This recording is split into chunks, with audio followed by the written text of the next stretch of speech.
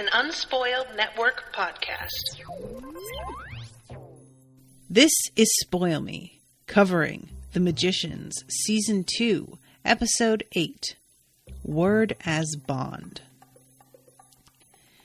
In this episode, we find out what happened to Julia, and I was off the mark. I was way off the mark. And also, things are really starting to ramp up very quickly and abruptly with Alice, and I do not know what to think. Welcome to Spoil Me.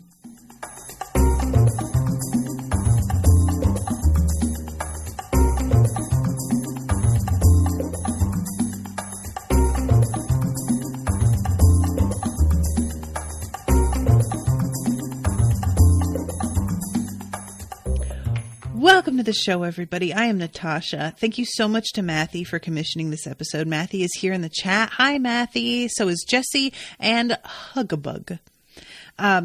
This episode was really gripping, actually. I was pretty engrossed in this one.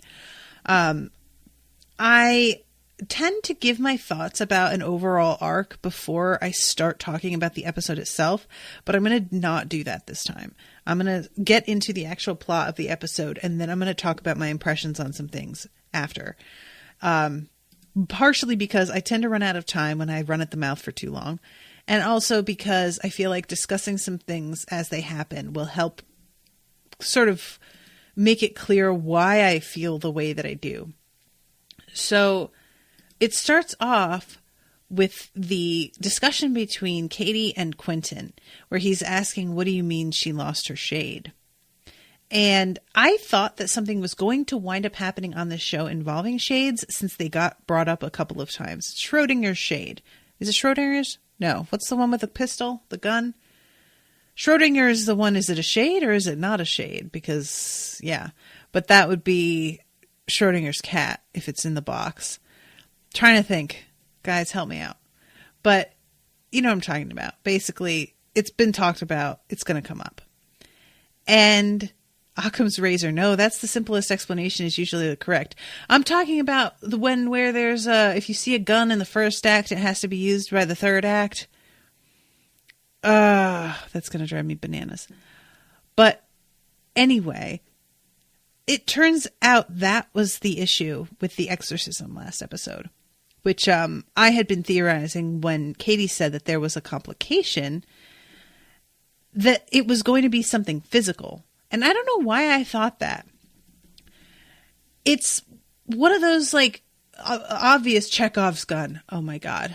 Thank God. I just remembered it. It's one of those things that if I really stopped and thought about what the fuck and exorcism is, I probably should have put together that whatever happened, whatever complication there was going to have to be a spiritual thing. Like, I don't know why it never really occurred to me. I guess I just expected that this thing, like, allowing itself to be born, and I thought that it was the baby, but now I'm not sure if it was the baby that was making that one doctor kill herself, etc. If it was able to do that, I just assumed that it would be able to also, like, damage Julia on its way to being annihilated, basically, as a means of sort of trying to protect itself. But, or at least take revenge, if not protect itself. But it looks like, as Katie puts it, when the Mudang cut the demigod's soul out, they nicked hers by accident. And it's been said that their essences were intertwined. So it should not be too much of a surprise that this happened, because that is a complication. But yeah, it just didn't even enter my head. And so what winds up happening here is that Julia, when she wakes up, seems to be in a great mood. She's very light in a way that we have not seen Julia be since, like, episode 1. And I felt so bad because I have wanted so much for Julia to get a break. And now she has gotten a break in that mentally she is being like allowed to feel free from the trauma that she went through. But obviously it's not really a break because she's essentially a psychopath now. She has no interest in anyone's well-being but her own. She has no conscience. And this is something that the fucking beast offered to do for her. So when I realize that it's been done to her by accident, there's no way this is a good thing. You know, like if the beast offered something to you, I assume that is a bad thing, that the bad man is offering it because it's bad. And if he thinks it's good, then it's even worse. So yeah, apparently her shade is gone. It's not even like, when she says it got nicked too, I kind of thought like maybe a piece of her, a little piece would be missing. But it doesn't seem like that's what it is. It seems like that nick was enough to totally get rid of it. And Quentin is asking Katie, like, is she going to be okay? And she says, honestly, I don't know. And then we see Katie like thinking over things a little bit later and looking really like fucked up over it. And all of a sudden, Julia comes flying down the stairs, humming and smiling and looking just like different. And she says, I just want to thank you for everything you did to help me. You're looking at me like I'm crazy, though. And Katie's just says, I mean, are you? How do you feel? And I loved that she says, I feel light. Because, like, sincerely, that is precisely what she's giving off here. So kudos to this actress, because light was the word I thought of the second she started to walk down the stairs. So when that's what she said, I was just like, yeah, exactly. Like a 1,000,000-pound weight has been lifted off my chest.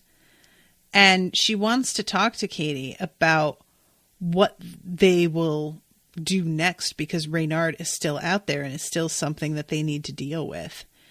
And it turns out that there are a lot of magicians who have over the years tried to come up with a sort of illusion that would protect them from the sight of the gods, because there have been a lot of gods, Zeus is named here, who just ran around fucking kidnapping and raping with total impunity. So they tried to protect their communities, and they tried to kill gods with these spells. But all of these god-killing spells did not work. Maybe it just can't be done. So I misspoke, because I said earlier that they were trying to find a spell to make them invisible. That's what Julia decides to go with a little bit later. But it's not good enough, obviously, for these communities to try and hide an entire fucking town. Probably would have been too much. So they were just trying to straight up kill the gods. And Julia says at this point that we need to write our own. We can use these. There's some pretty big holes, but... And Katie says, yeah, but that's a little ambitious. And at this point, Julia says we need to be ambitious. Like Martin Chatwin facing Ember and Umber ambitious. Now, again, she is over here kind of like pointing out that Martin, I won't say had the right idea, but at least there's an admiring like, well, he had some balls. You got to admit that. And, ooh, do not like it. Like, this immediately sent off so many alarm bells. And she says, like, if we got this right, think about, if we get the perfect spell, we would have to have so much energy to work on it. And Dana knew that. She had her power source with the pregnancy. But I got rid of mine. So we would need somebody new that is godlike to power the spell. And Katie suggests Umber from Fillory, but he's like missing. Nobody knows where he's gone. I really want to find out what's going on with him. And then she says, oh my God, we can use basically the same power source, Dana's baby. He is out there somewhere, the way that she told it. And Katie, I really wanted for her to be like, girl, no. But Katie is in this. You know, she is just somebody who is very invested in getting rid of this fucking thing after seeing him rip people's hearts out in front of her. It is understandable why she doesn't really slow down, even though she maybe should. And this leads to eventually a really interesting confrontation in Fillory with Julia. But yeah, so let's move to Fillory itself, where Quentin is hanging out. And he is looking at the deal that he is brokering with Alice. And it's actually pretty well done. He has designated a particular time of day. He has chosen midnight, which, you know, makes sense magically speaking as well. But I was just glad that he had thought to identify a very specific time of day.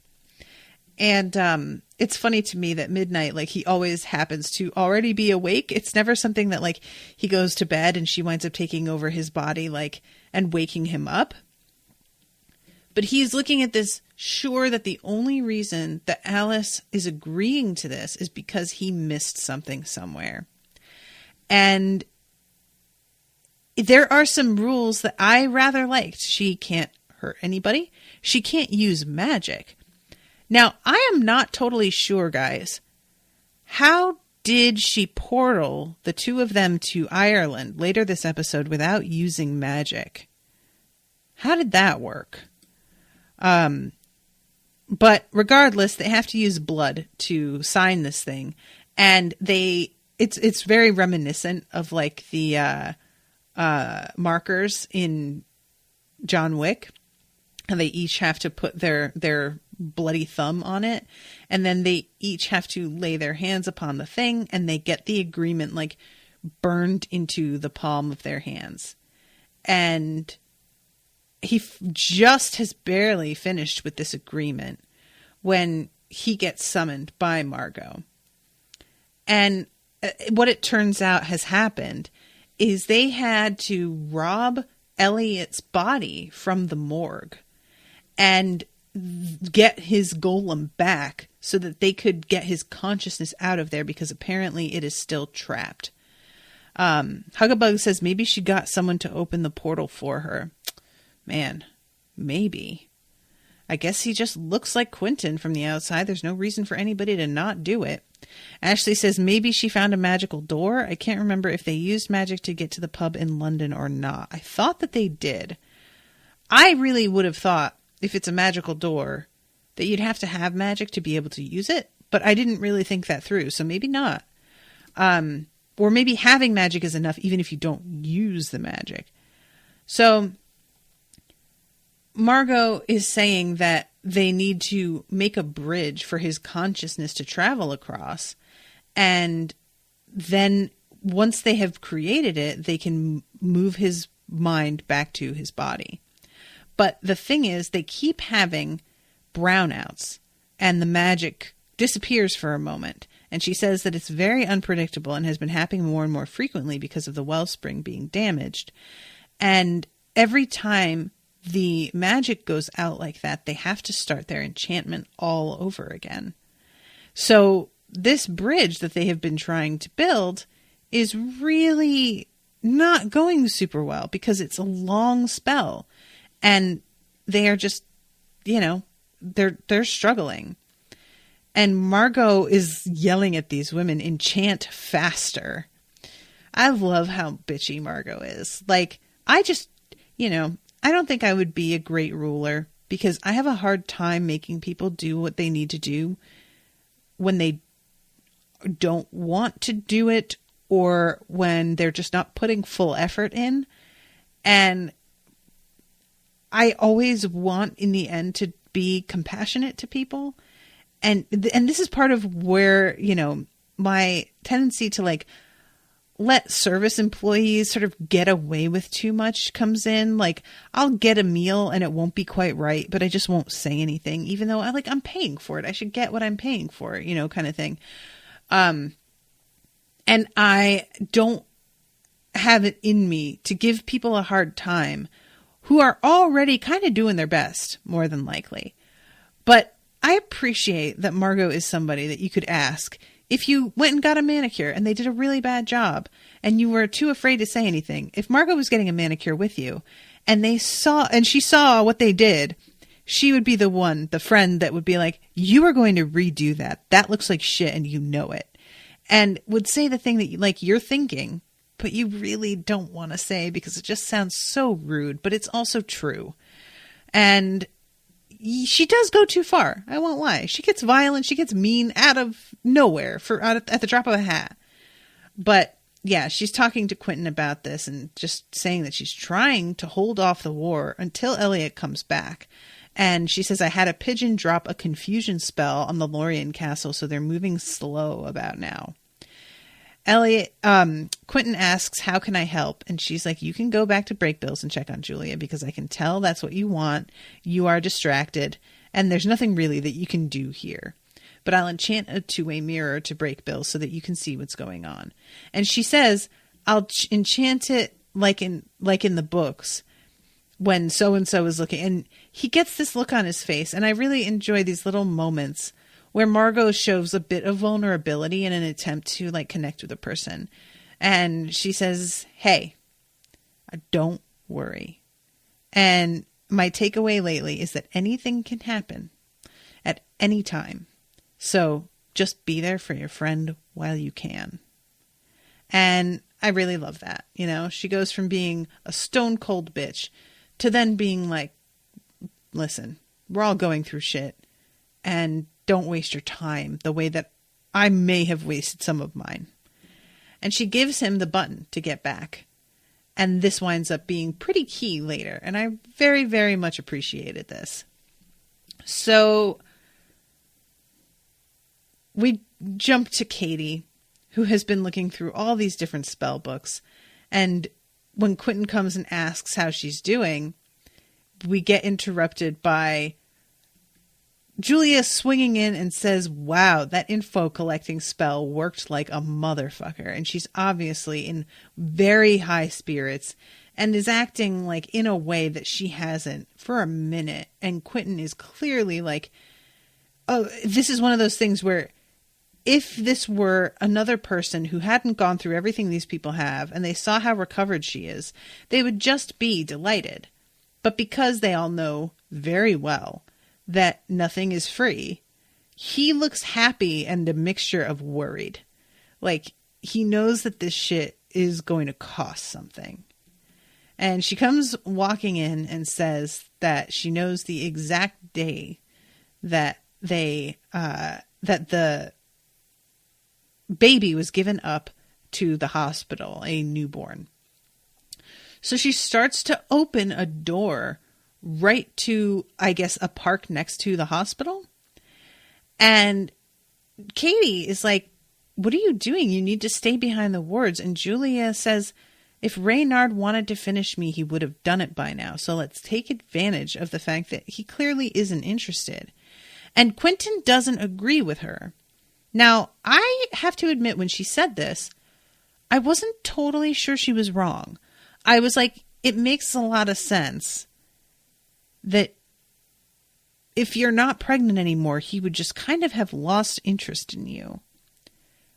But at the same time, you are the only person alive other than Katie who is aware that he's out there.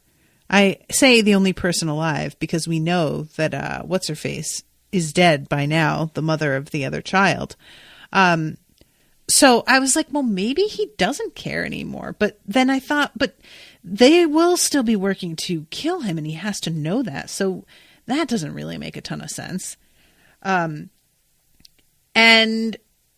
there's something about, and I don't, guys, sometimes I read a little bit too much into costume stuff.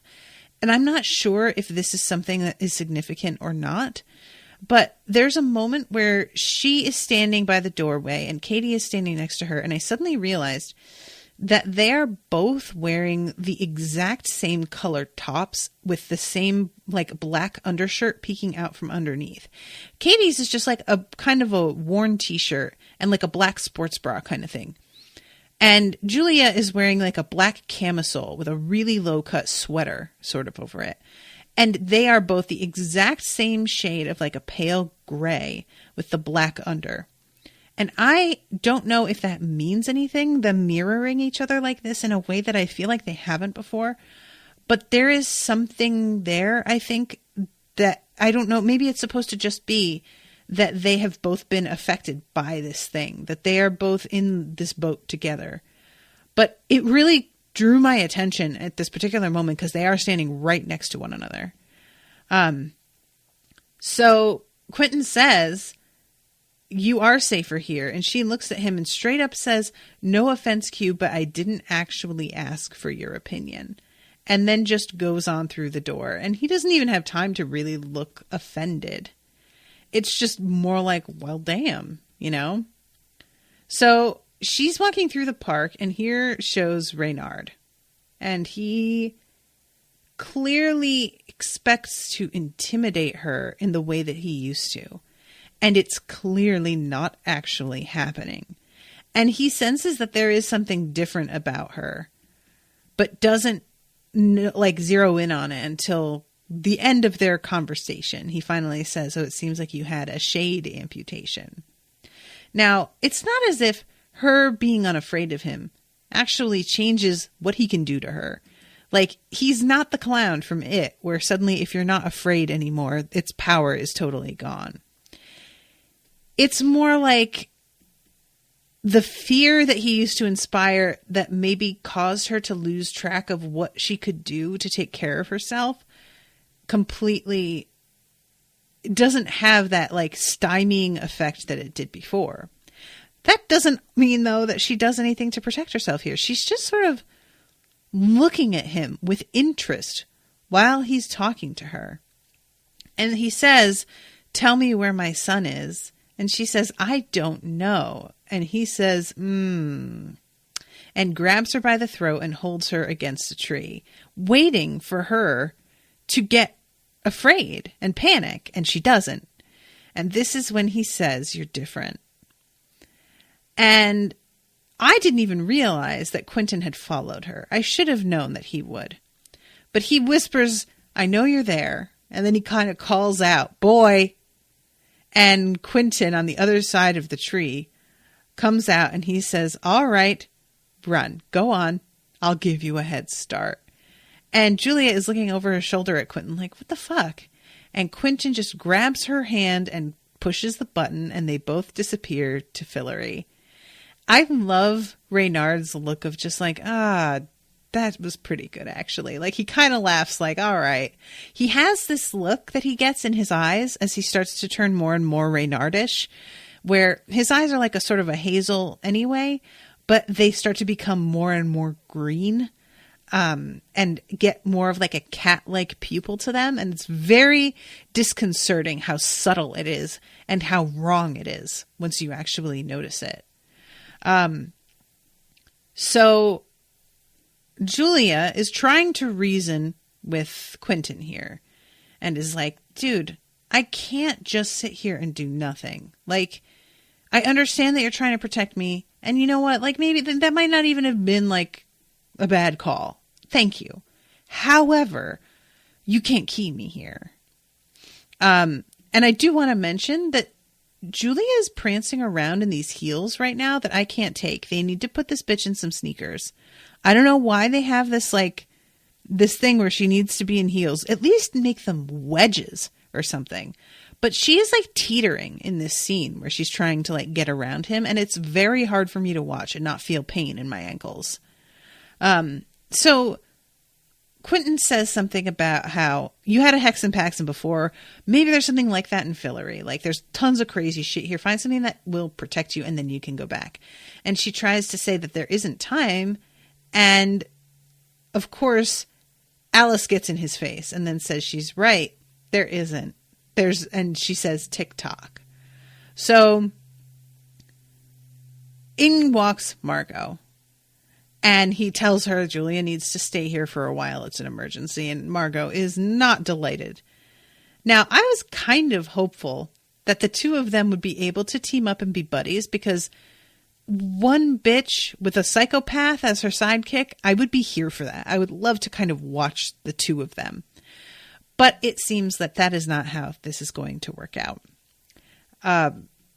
Meanwhile, Quentin is trying to run back up to his room before Alice takes over his body, but he misses the time and winds up collapsing on the stairs in front of everybody as she gets up in there.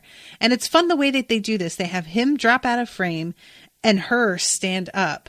But when everybody around him is like, dude, are you okay? We see him again.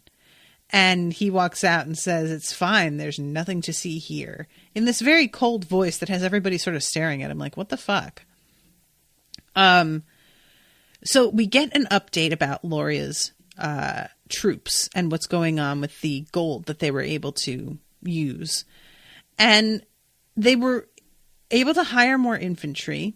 And they think that they have realized that the Laurian, that magician, Ilario, who is a master magician, probably is using like illusion magic in order to make it look like they have far more troops than they actually do.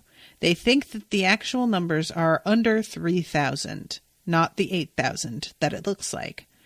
But then he says the troops are amassing at the edge of the one-way forest, a forest of intelligent trees.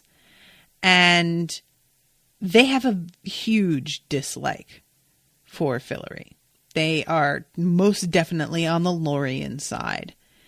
Now, Margo attempts, in the way that Julia later does, to attack the problem of the trees with violence. Just cut them the fuck down.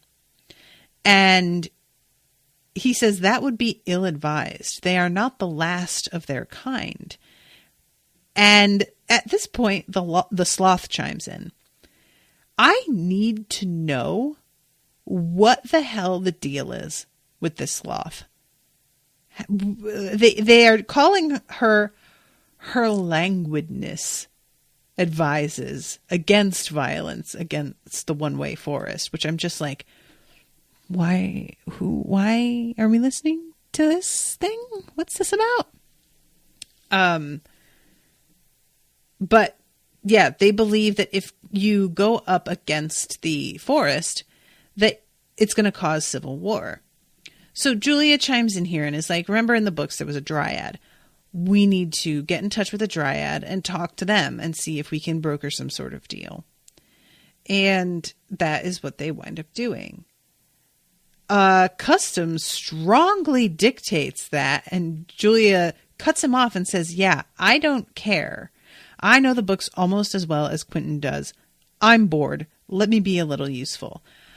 So I assume when he says custom strongly dictates that he was going to say that the High King is the only one who can talk to a dryad on behalf of like the kingdom, that he himself has to go. He can't send lessers. It's like so infuriating that despite being High Queen, she's still seen as lesser. And that might have been able to save them some headache if Julia had actually listened, but she doesn't.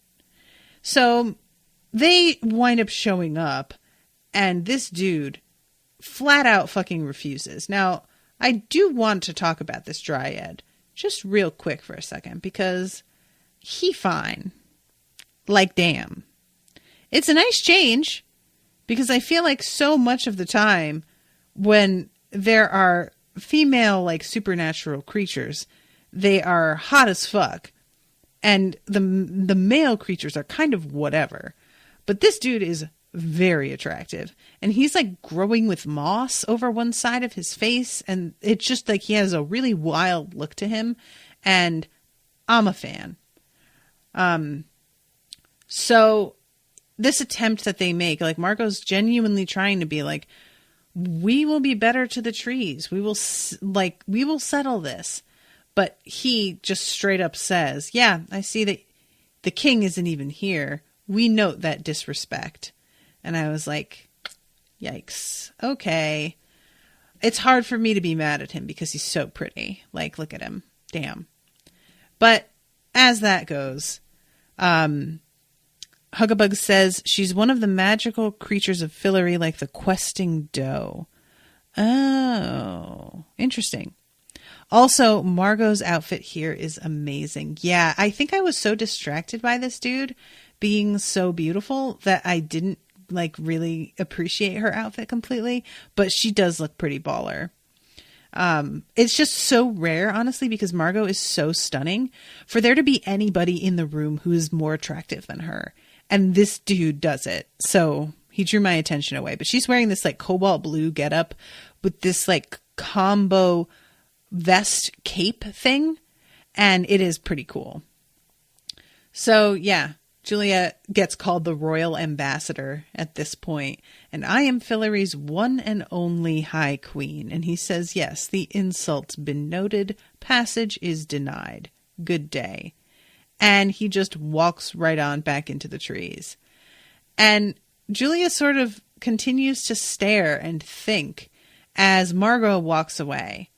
It bothered me a little bit that Margo didn't seem to notice Julia continuing to watch and sort of think to herself, because I feel like Margot's usually pretty sensitive to folks being really shady. But I don't know what even if she did notice, what that would even have done. Mathy says, I would have loved to see Elliot meet the Dryad, though. Yeah, I mean, Elliot, I would feel really sorry for him, because there's no way you meet that Dryad and not want to fuck him. Like, I would be very surprised if Margo is talking about this Dryad later to Elliot and doesn't just say something about him being super hot. But yeah, so what fucking Julia winds up doing, first of all, she has some guards go with her to the woods, and they wind up being able to get the drop on the master magician from Loria. And she tells him essentially that if he gives her a spell that will keep her hidden from the sight of gods, that she will let him go and not throw him in the dungeon, because he's like pretty much on their turf at this point. And he thinks that she's lying and says that, you know, of course she'll be too loyal to Fillory. And she's just basically like, fuck Fillory. I'm loyal to myself. I need this, do this, and we're fine. And she winds up upholding her word, which I wasn't sure she would, to be honest. And not because of Fillory, but because she's clearly gone over to a place of like very much being fine with cruelty. And I wouldn't have been at all shocked that she just decided to fuck him over for the sake of it, just out of interest of, you know, like, well, what happens if I try this weird spell? But she does let him go. And then after he's gone, she conducts her business with the Dryad, who comes out and accepts this box from her that is meant to be a token of peace. And he says something about how it won't make a difference. And she's just like, just show it to your bosses. It's fine. And she walks away from the forest, smirking to herself, as an explosion in the trees goes off, and you hear the sounds of screaming, which is pretty brutal. I mean, burning is the worst way to die anyway. I think we can all agree, right? And this is really cruel, and also not solving anything. She tries to say something to Margo about like the benefits of her plan, and it doesn't feel like there are any. It feels like she just felt like putting these people, these tree people, in their place, and is trying to retroactively invent reasons why this is fine. And also wants Margo to like agree that she needs to be gone so bad that Margo just throws her back into her own world, because she clearly just wants to go and work on whatever the fuck is going on with Renard. And Margo instead gets her gripped up by the guards and throws her in the dungeon, which obviously Julia's not going to stay there. but I'm super curious what the fuck happens with that. Okay, so now that I've reached the end of talking about Julia's little storyline here, I gotta be honest, I don't know how I feel about this, because Julia has been painted as the bad guy through so much of the series already. I was really looking forward to her being able to sort of settle for a minute. And instead, they turned her from the bad guy because she's being misunderstood and not taken seriously enough to the genuine bad guy. But again, not due to her own fault. This is because of a botched exorcism. I won't even say botched, because that suggests that they were like really fucked up. And it sounds as if it was an impossible task to get rid of this god and to also not harm her because of them being intertwined. So once again, Julia's options are being taken from her. And this is what gets me so infuriated. Like, what's going on with Quentin? He has choices on what he could do. He could put Alice in the box. He could expel her and just see what happened to her just being out of his body. He could change the situation that he is in. But that's not an option for Julia. Everything that winds up happening to her is because of her agency being completely robbed. And so even in this episode where it seems like she's making choices, she's not. She's not doing what Julia would do. She's doing what this weird version of her does. And it's not the same thing. And I just feel like this character is really being given short shrift. And I don't like it. So anyway, all right, backing up. Let's talk about what happens when Quentin wakes up from being taken over by Alice and is trying to figure out exactly what it is that she was attempting to do. And they have Alice, like, you know, in all of these scenes where she's talking to him, she's extremely restless.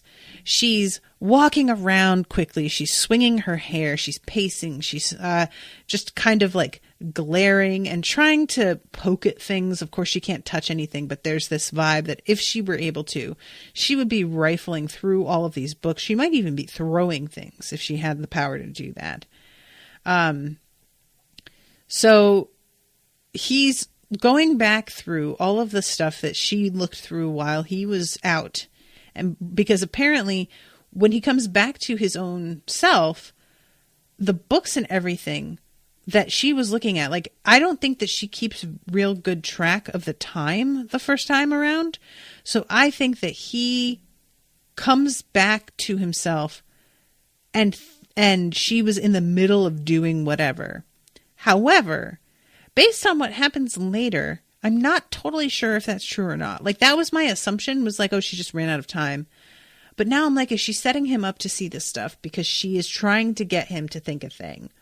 Which it seems that might be what it is. So she was looking at some illuminated manuscripts, and he sees that there is some writing in the margins.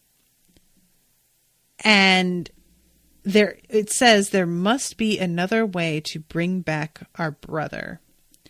And he looks up and he says, are you looking for a way to reverse it? And she says, no, Q, I'm not. And he says, then why are you reading about all these holy men trying to fix Niffins? And she says, why does it matter? They always fail. And he looks really relieved and says, oh my God. And it's clear that he believes that she just didn't want to be honest with him about thinking that maybe it could be reversed, and that actually the two of them want the same thing. I think that it should have been a clue to him that this was like dangerous already, when it seemed like she was doing something that he already has made it clear he wants to do. Regardless, he really like kind of falls into her trap really completely, which we'll talk about in a moment. There's a subplot happening here between Katie and Penny, which I enjoy. So Penny is still trying to find a way to get his own magic back since he can't cast anymore. And he goes to the library, the, spooky secret librarian's library, in order to get this book that Mayakovsky, is that his name, wants him to get. And when the librarian sort of questions him as to why he's like fulfilling these tasks, he talks about how he wants his magic back. And she says that there's another way for him to do that. If he became one of the librarians and signed this contract, he could get it all back and he would be whole again. However, the actual contract itself is pretty intense. First of all, it's no less than 1,000,000 years of service, which is bananas. I assumed that if he was going to be fulfilling that service, he would be locked in one of those libraries forever. But since he signed it and he's able to go back and talk to Katie and everything, apparently that's not exactly how it works. She says the Order of the Library of the Netherlands are master magicians and we can help you. And not only that, not only like the 1,000,000 years, he's looking at the contract, unlimited magical and manual labor, bound in service to the library up to and after my death. And he's like, are you kidding? And she says, all very standard. For a period of no less than 1,000,000 years. And he says no. And she just nods and says, okay. And when she looks up, he's gone. I don't know whether to trust these librarians or not. Like, it feels like she really is just trying to be like, here's a job that might be good for you. But I can't help but wonder if there isn't some other like ulterior motive going on here, because that just seems excessive for a library. Like, why do you need this kind of... Well, regardless, he winds up signing this contract later, and it's after a kind of a blow up between him and Katie where she really tries to push him away. He's attempting to help her figure out exactly where Dana's son wound up. And she is clearly thinking that, like, the fact that he is trying to help her is his attempt to prove that he is a good dude, trying to get her to admit that they should like be together. And she is not here for any of this nonsense. And the thing is, like, that is kind of what he's doing, but also he says later to her that she doesn't get to decide whether she's worth his time. He will care about whoever the fuck he wants. And then he says, I love you, deal. Which I really liked, because that really is kind of what it comes down to sometimes. And she doesn't say I love you back, because they get interrupted by Quentin, I think. But it's a near thing. And I'm quite proud of Penny. Good for you, buddy. So they're looking at this... before that whole scene happens, they're looking at the information about the baby getting dropped off, and there's no record of what happened with the adoption. Michelle Walker, who is apparently the woman who worked at the hospital, is dead, so they can't even ask her. And this is the point where Quentin winds up getting sort of caught out by Penny. Penny is standing next to him and sort of stops and looks up and then looks over at Quentin and is like, what's wrong with you? And Quentin's like, what? And he says, your mind is doing something. And he says, no, it's not. And then he says, stop singing Imagine Dragons to get me off the track. And we see Alice yelling at Q to like lock it down a little bit better. And he winds up using some wards that apparently previously he had attempted to use, but they didn't do a perfect job. So Penny is very alert to the fact that, like, you've suddenly got some ability you shouldn't have. What the fuck is going on here? What are you trying so hard to hide? And I really liked this because it didn't even occur to me that he would be able to sense Alice in there. I should have realized it, but yeah, didn't even think about it. So they're in the middle of talking about, you know, this whole like figuring out exactly who adopted the child thing. And Quentin winds up having to make an impromptu deal with Alice. And it is really amazing the way that he tries to make it seem as if he's just telling them a story while he is making a deal with her for more knowledge in exchange for more time in his body. It's a really funny scene in a way, as the two of them look at him like, what the fuck are you talking about? And it turns out that there is a spell to bend time, to bend light, to look back in time. And they use that to go to the hospital and try and look through this lens and see what happened here and who came in and took this child at a given time. Now, I find this really interesting because it honestly does not seem like that helpful a spell. You see this like person standing in front of you with no context and no way of necessarily like following him, I don't think, unless maybe you can. Maybe they could just get up and walk after him holding this, you know, little seeing kind of, it's a weird sort of, it looks like one of those like Polaroid things that used to click and there'd be different pictures in it. And maybe that's like how they would have done it, is they just hold it up and they'd just follow this person to a house and figure out who owned the house and whatever. But it seemed to me that they were just wanting to get a look at his face.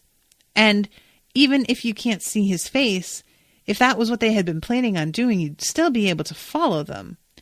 But they sort of treat this as a complete dead end because his face is scratched out in this memory, or in this, like, this is part of the spell that Dana cast. At least that's Katie's theory, to keep him from being found. And the dude who is collecting the baby seems to be, in my mind, he looks very similar in stature to Reynard. It's hard to tell, but it might not be. There's like, it could be that Reynard knew exactly where the baby was, but I don't see how Dana's spell was this effective and didn't succeed in keeping the baby hidden. I don't know. So in like, let's see, I'm trying to figure out exactly where this winds up going. I think it just sort of ends with Penny getting the information because he signed the contract, right? And he is able to figure out with their records that, because he stole the records, that the baby's name now is John Spencer Gaines. I had really thought that the baby would have been somebody that we knew, but it doesn't seem to be. It doesn't ring any bells, I don't think, for either of them. And when they are in the middle of this talk about what he did to get this information, Quentin comes in. It's clear that something is still going on with him, and Katie gets up in his face about it and decks him, finally. And he goes down and is fucking conked out. He's like a sack of cement. And she just looks at Penny and is like, okay, what are you waiting for? Incept him. And Penny looks at her and is just like, well, you know what? You are very practical. I must say. He jumps in there and we get this immediate, and it's a beautiful cut because of how like it gets across how startling this is to Penny. It's a like soft whooshing sound, and immediately Alice's face screaming at him, get out of here right now, and grabbing him by the throat. So when he comes back to himself, all he can say is just, Alice is in there.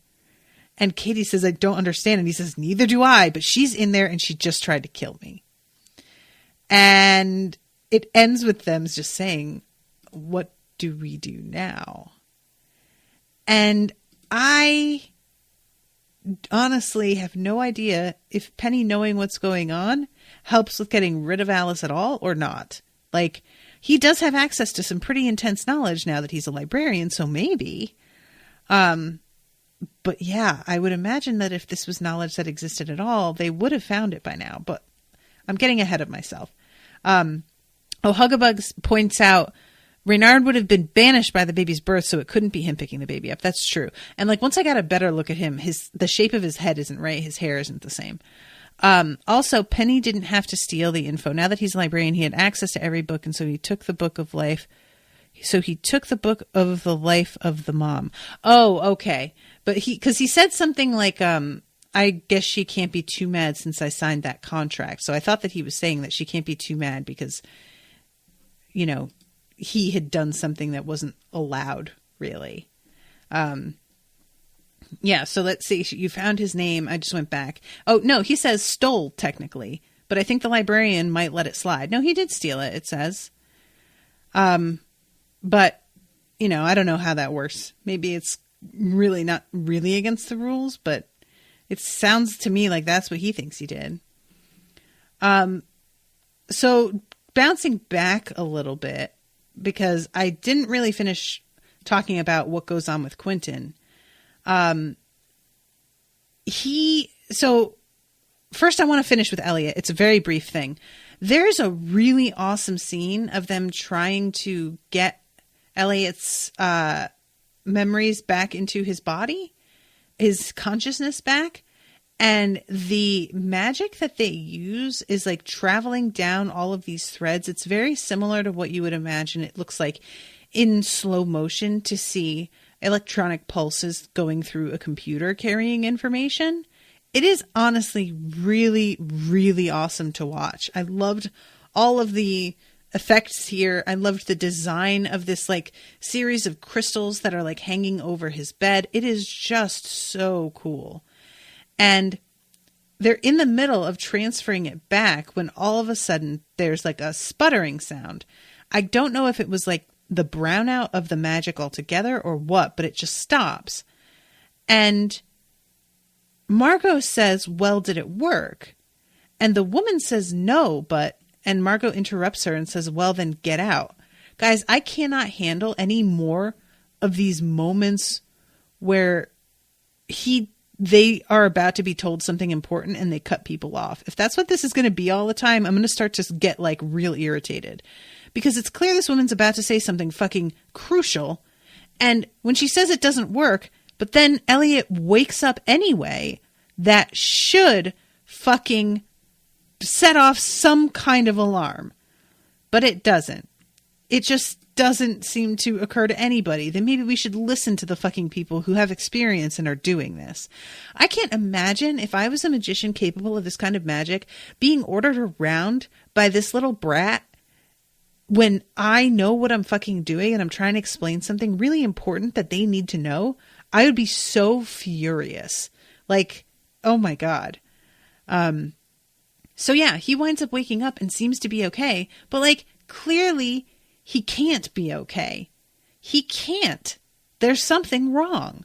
And I don't know what this means, but yeah, you know, it seems like, oh yay, you're back. No, I don't like it. It feels like there's something that is either missing or wrong or, you know, like actually dying, your consciousness literally dying may mean that something got lost. He calls her High King Bambi, and I wonder, is there like going to be some amnesia? But then when he calls her that, maybe he remembers everything. I don't know.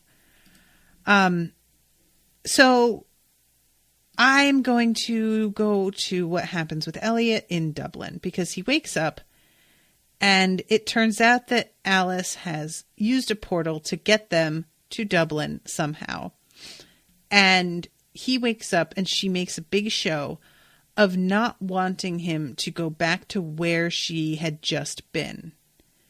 And she really acts the hell out of this scene. Quentin, no. Q, stop. Please wait. Just don't. And he opens this door and it sets off this like fucking Rube Goldberg contraption that turns on choral music. There's a sheet that gets pulled off of a bunch of doves. This like green cross light turns on. It's very spooky, honestly. And it turns out that this is all part of a summoning that apparently Alice like figured out that she can get him to cast a spell unintentionally by using this sort of like, trap. So they're in the middle of arguing about this when the priest that she had been reading about comes out and he looks real creepy. I don't know who this actor is, but he is really, really good. And I like him a whole lot. And he says something about how the music she got wrong, but he has always loved the birds. And as he's saying that, they're God's most perfect works of art. Just look at them. And then all of a sudden they all burn up into balls of fire and disappear. And then says, but they are rather annoying. Well, damn. So it turns out that this dude is a Niffin, but he never got caught in a box. And it is not because they didn't try. It's that he always managed to overpower them. This dude is very unimpressed with the fact that Alice is stuck in Quentin's back. Like, he's basically like, you want me to teach you how to not be boxed, but you can't even get out of this dude who's not even like that good a magician. I'm sorry, but you don't really deserve to know. You need to be able to prove that you could handle any bit of that magic by getting out of him first. And there's a moment where she's talking to him, and Quentin tries to interrupt, and she says to him, "Oh my God, can you shut him up? Because I will never be able to finish." And he starts to choke Quentin. And the fact that he can do that without even touching him, like, yikes. And she looks very pleased at the fact that he can, and continues to start talking with no thought to Quentin at all, until she realizes that if Quentin passes out, she isn't going to be able to keep communicating. But like, Quentin falls to the ground, shrieking and choking, and she looks nothing but delighted to see him put in his place. This is not our Alice. She's like fine with him being hurt, unless it interferes with what she herself is trying to do. It's pretty dark. So yeah, she winds up getting tasked with, like, this assignment. Figure out a way out of the trap on his back. And then I will talk to you. But before that, you're not good enough at this. Like, so this is a pretty cool, like, the fact that there is one Niffin that has managed to not get boxed up. It is a really good premise that I really, really like. How smart, how able could you be? How could you help me with anything worthwhile? And she tries to say it's not that simple. And he says, oh, but it is. Free yourself. And then we'll talk. So it's understandable why she reacts the way she does to Penny getting up in his head, because she hasn't even gotten a chance to start trying to figure this out yet. And if he decides to sort of team up and maybe exercise her the way that they did before, it's not the way that they did before, but the way that they did with Julia, she'll wind up boxed, like whether or not Quentin wants it or not, they might be able to do it. And she's like screaming at Quentin, the sound of your voice, your breath, your body, your mind, your weakness. I can't stand it. And she's screaming at him, and his nose starts bleeding. And he asks if she did that on purpose. And she says no. You are not meant to hold me. This is your body breaking down because it's trying to do something it's not supposed to be able to do. And it's going to kill both of us if you don't fucking figure this out. It's pretty rough. Oh, I forgot about that. Hugabug has brought up what were my thoughts about the creepy kid sandbox monster that Alice kills. I forgot about that. That was like one of those weird moments that really did feel like it was like out of the Dresden Files. And the kid is just like, yeah, I definitely want to eat a baby. So if you could just go get me a baby. And when she says that she isn't allowed to hurt anybody, but then says that she researched this thing's weaknesses, it's a weird scene because I guess this doesn't fall under the purview of word is bond, since she has like this weird twisted knife and apparently is able to hurt it. So it doesn't count as a person, I suppose. I really kind of did think that maybe she was out of her league because of the fact that this thing seems to shock her when it comes to its full height, towering like 12 feet above her. It looks as if Alice's expression is a little shocked. She wasn't expecting it to be the way it is. But, and I mean, when she says can't hurt anybody, remember, she's a monster. Technically, I did good here. There's a ton of kid bones in this sandbox. It wasn't cooperating, so I had to use enhanced interrogation techniques. She says something about how we may want to go before the rest of it lumbers up here. So apparently it's not dead, but it does have this thing like jammed through its chest. So I'm out of time. I didn't get to talk about everything that I wanted. I'm glad I didn't start off like gassing the way that I sometimes do, but I'm extremely interested in the next episode. So guys, stay tuned. Thank you all so much for hanging out with me and chatting with me. I appreciate y'all so much. And thank you again to Mathy for commissioning this. I'll see you soon with a new episode. Toodaloo, motherfuckers.